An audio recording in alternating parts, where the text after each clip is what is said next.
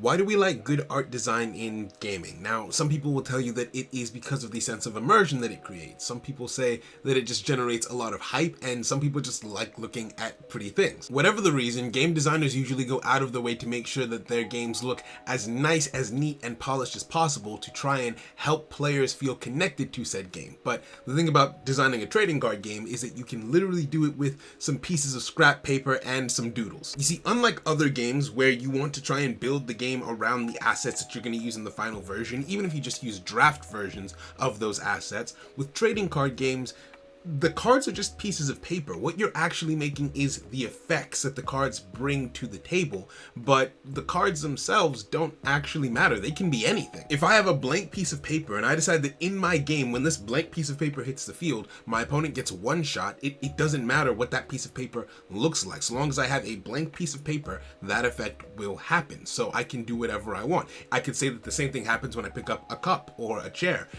It has no actual bearing on how the game plays. The shape, size, and color of the object that you use as a placeholder has no bearing on the game itself, which means when you reach a later stage in development, you can just swap whatever you used out for the actual art for the game, and nothing changes. So with that in mind, a lot of TCG designers, myself included, tend to not sweat the details of card design very early in the game making process. What matters more is the ideas behind those cards and what those ideas represent through those cards. So you might just use some random reference images or just pull something off the internet to make mock-up cards for the immediate testing phase of the game. This is something that you do to save money, because if you wait until you have polished art design to even begin testing, well, you put massive delays on development by doing that, whereas you could achieve the exact same effect at no real loss to yourself or the project. In truth, I would actually advise against doing your card art first before you finish the overall card's design, because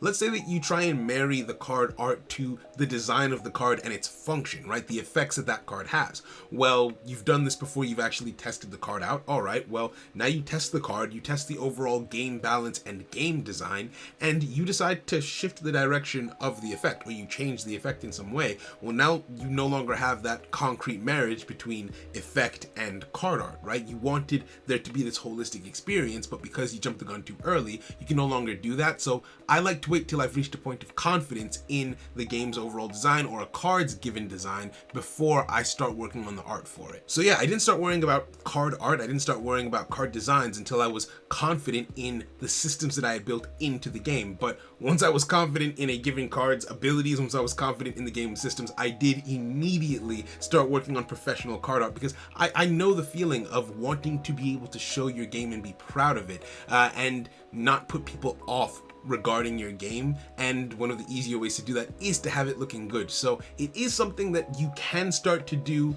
at an early-ish stage, but make sure that you don't do it too early to avoid the problems that I've already mentioned. The first thing that I did, one of the earliest steps that I took, was to get card borders made once I was confident in, again, the information that I wanted those cards to display and what it was relevant to have on the cards. If I wasn't sure what information was going to be on the cards, I might have found myself in a situation where I realized that I want the cards to display another piece of information and have to redesign the cards as a result. So waited till I was sure, and then once I knew that I wanted to have things like subsets, card names, card effects on them, well, then I went to the design process. I reached out to a designer on Fiverr and I gave them sort of references from other card games, but also just like the vibes that I was after. I was going for something ancient and mysterious, and we got there in very few revisions, so hats off to that designer. The next thing that got done relatively early on was the design of the game board. I drew something on a piece of paper and then drew up a mock-up design on MS Paint, which I'm not that proud of. A friend of mine helped me to improve the way that it looks, and after that I was ready to send it off to a designer to flesh it out and make it look like the actual game board that you see today. Now, in truth, despite the advice that I've just given you, I did actually jump the gun on this one. In fact, it was jumping the gun on this that taught me that patience is actually one of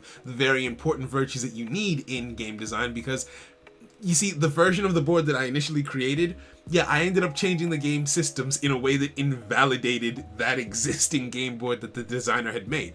But I was very lucky in that the change that was made wasn't to add anything new to the existing board, it was to take things away, which meant that rather than having to contract an entirely new board and have that be designed, I was able to just lift things from the assets that he had provided, and I was fine. The last thing that I got done was the card art. Now, this game was initially intended to be a 3D release, and I actually started having 3D versions of the board made to that end. As a way to save costs though, I was going to purchase hand-picked assets from the Unity asset store and use those as the basis for my card designs. Now the plan was that I would choose an asset, something that already had its animations done, its rigging done, so on and so forth, and then I would make the card based on that asset rather than designing a card and then creating a 3D model from scratch, which I would then have to animate and so on and so forth. So I would purchase an asset and then I would get a webtoon artist on Fiverr to draw the design of the card. And a webtoon artist specifically, one, to save costs, but two, because I was already making a webtoon on Fiverr, so I thought I would kill two birds with one stone and save on costs.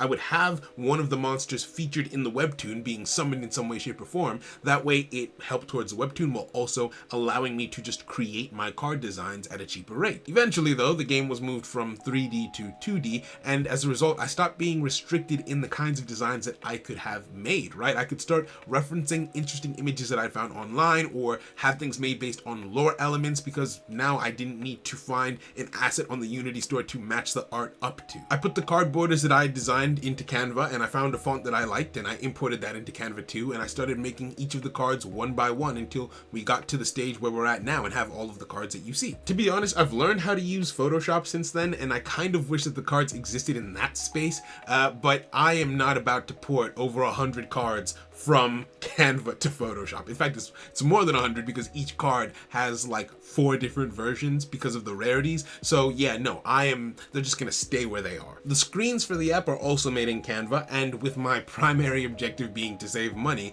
I use the backgrounds from the webtoon and the backgrounds from the cards themselves to act as, you know, the foundation for every single screen in the game. I was able to do that because whenever I had art commissioned, I always included the source files as one of the requirements. If you're trying to do something like what I've done, make sure to always get your source files. That allows you to lift the cards, you know, make it so that the monsters aren't on the image anymore, use the background for something, use the independent card for something. So I was able to make backgrounds, I was able to make card sleeves, borders, all these different things. That is how I got Summoner's Nexus from where it started to where it is today, and why the art in my game is great in my personal opinion.